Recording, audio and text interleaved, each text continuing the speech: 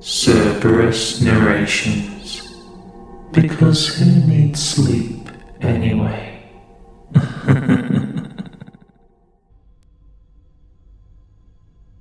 I remembered that half-awake moment of confusion very vividly.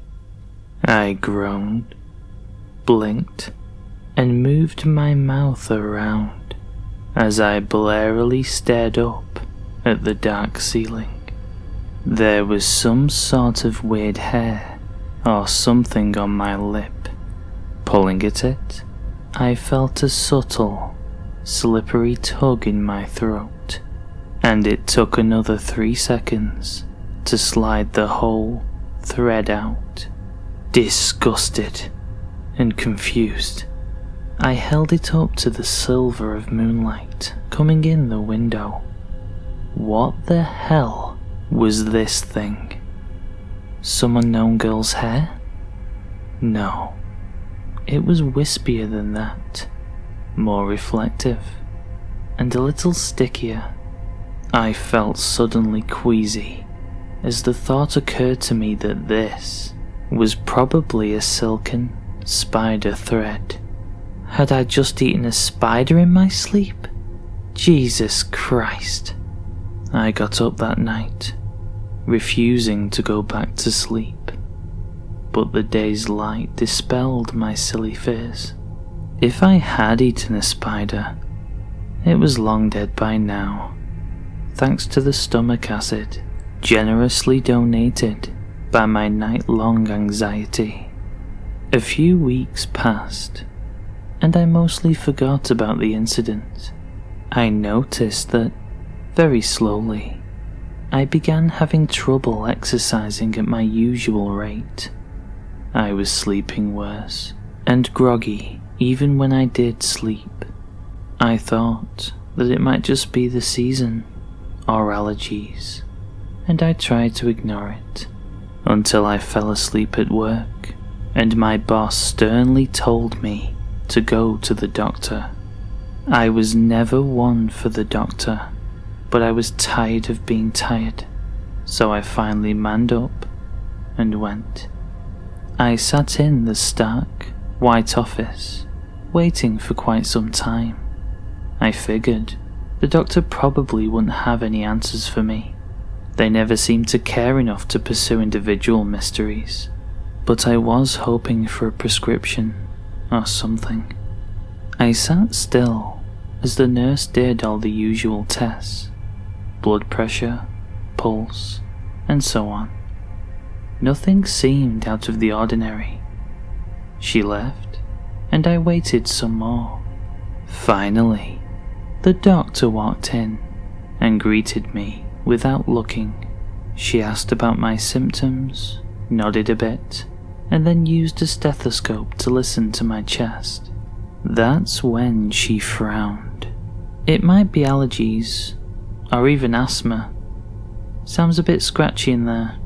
That's what I thought, I told her. I've been racking my brain. Hell, for a while, I even thought it was a spider I ate. She glanced up at me, making eye contact for the first time. You ate a spider? In my sleep, I think. She hesitated. There's this new spider infestation. African, I think. We've had a couple bad reactions to bites.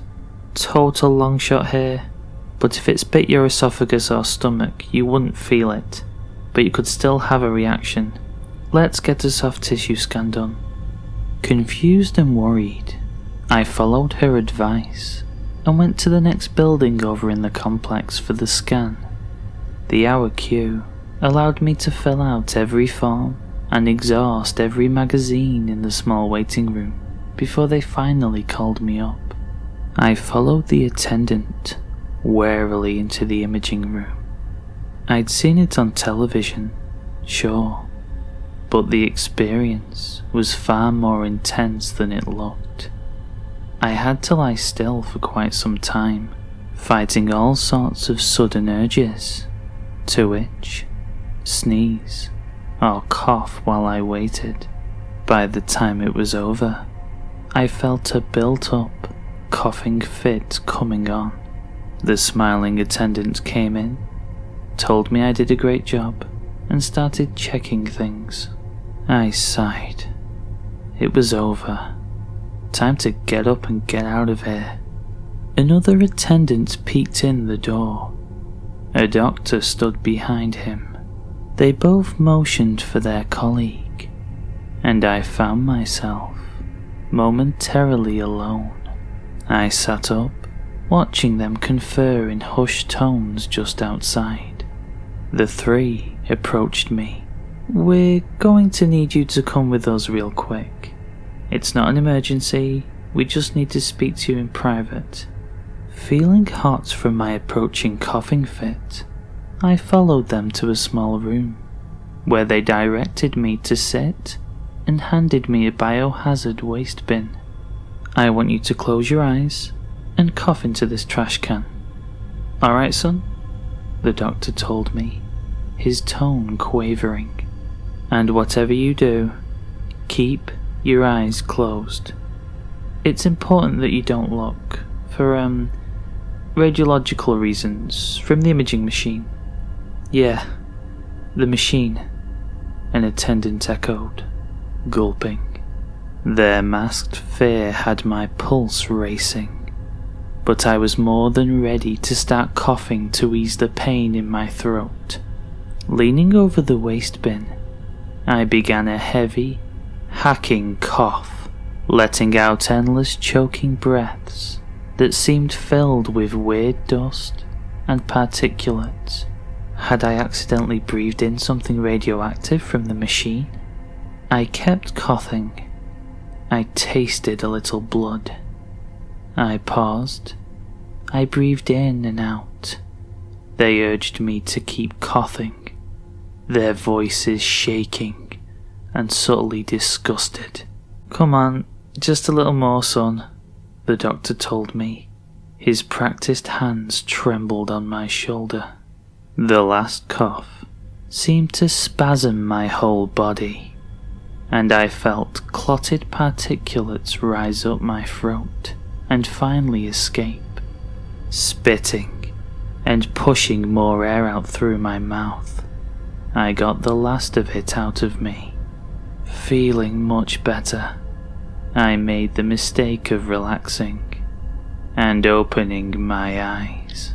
The doctor saw me staring down and gripped my shoulders tight.